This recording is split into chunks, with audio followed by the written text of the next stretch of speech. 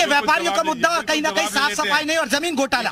जनता ये कह रही है कि सिर्फ जमीन घोटाला हुआ और बहुत लोगों के मकान तोड़ दिए। मुद्दा है क्या मेयर चुनाव में? वो घोटाला में खुद शामिल है, क्योंकि कहीं एक दस्तावेज, मैं इनसे कह रहा हूँ, एक दस्तावेज जो है भारतीय जनता पार्टी के खिलाफ या मेयर के खिलाफ एक दस्तावेज दिखा दे, मैं सरजू जी में समाधि ले लूंगा। टिकट क्यों काट दिया? वो कह रहे हैं इसीलिए काट दिया। टिकट पार्टी ने निर्णय लिया है, पार्टी ने निर्णय लिया, किसी कार्यकर्ता को कहाँ लगाएगी ये पार्टी का निर्णय है। आगे हो सके भविष्य में उनको और बड़ी और बड़ा पद दे देंगे क्या ऋषिकेश उपाध्याय? अब जो देना हो दे। पिछला चुनाव ही ये ना देश का चुनाव है ना प्रदेश का चुनाव है, ये मेयर का चुनाव है। पिछला चुनाव भी ये 3,500 से हारे थे। इसके बाद डीएम साहब को हटाकर कमिश्नर साहब आए और इसके बाद गलत बोल रहे हैं। इसके बाद हटाया गया सबको, 3,500 से जिता दिया। और हमने अब की जनता से अपील किया है कि कम से कम 20,000 की लीड देना। सिस्टम पर सवाल है।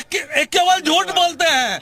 ईवीएम का उठा लीजिए, सारा टेबल रखा हुआ है, सारा रखा हुआ है, सरकारी रिकॉर्ड। बैलेट पेपर से आप नहीं जीते, ईवीएम पर जीत के आए थे। ये भी तो तमाम कामों को देखते हैं। हमने जीता, गोसाईगंज हमने जीता, बदरसा हमने जीता, गोसाईगंज हमने जीता, बीकापुर हमने जीता और ये भी जीते थे। अब की हमने जनता से आह्वान किया है कि 20,000 से कम की लीड।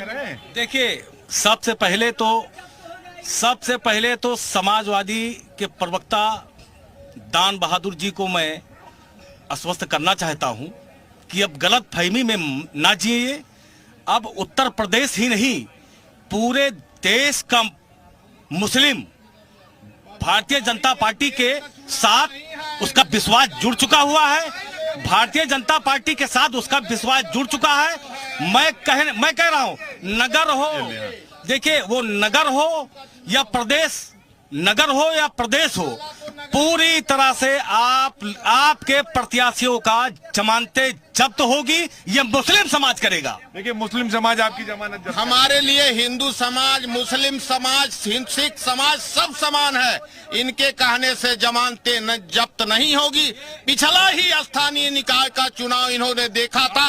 अब की तो अयोध्या की जनता। देखिए, हम लोग विषय से भटक रहे हैं। बिल्कुल। आज भारतीय जनता पार्टी के लिए बहुत अच्छा मौका था, एक बड़ा मंच उनके सामने था। आज उनके प्रवक्ता जनता से माफी मांगते हैं यहाँ के व्यापारियों से कि रात में 12 बजे हमने शहर की बत्ती गुल करके आप लोगों के सैकड़ों साल पुराने आशियाने को उजाड़ा है, हमने अयोध्या के उन प्राचीन मंदिरों को उजाड़ा है। आज इनके सामने अच्छा मौका था। कोरोना काल से उभरे अयोध्या वासियों को हमने कर और गृह कर और जल करके बोझ से लाद दिया है। हम उसके लिए माफी मांगते। आज चुनाव में परमानंद जी वादा करें कि आने वाले नगर निगम चुनाव में इनका उद्देश्य क्या है? माफी मांग लेंगे तो आप जीत जाएंगे। देखिए, भारतीय जनता पार्टी ने जो विकास किया, अभूतपूर्व विकास किया। व्यापारियों से, अयोध्या के साधु संतों से माफी मांगनी होती। रात में 12 बजे बत्ती बुझ करके व्यापारियों के घर गिराए गए हैं, आशियाने उजाड़े गए हैं।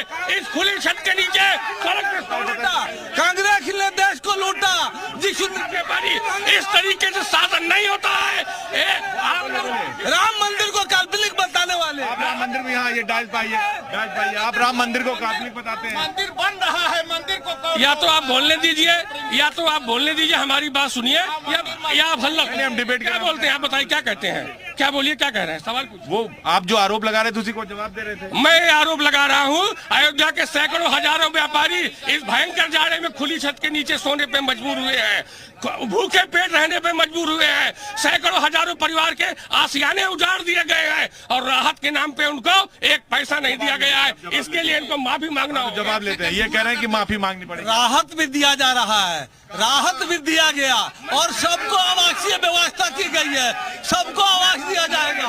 मैं चैलेंज करता हूँ, मैं चुनौती देता हूँ, मैं राजनीति से संन्यास ले लूंगा। अनुकंपा राशि के अलावा राहत राशि 1 रुपए दिया हो, मैं राजनीति से संन्यास ले लूंगा। अनुकंपा राशि के अलावा बिल्कुल समय हो चुका है एक ब्रेक का, और ब्रेक के बाद रामनगरी अयोध्या यानी राम की पड़ी से जारी रहेगा हमारा शहर की सरकार का ये शो। एक ब्रेक के बाद जाइएगा कहीं, देखते रहिए जी उत्तर प्रदेश उत्तराखंड।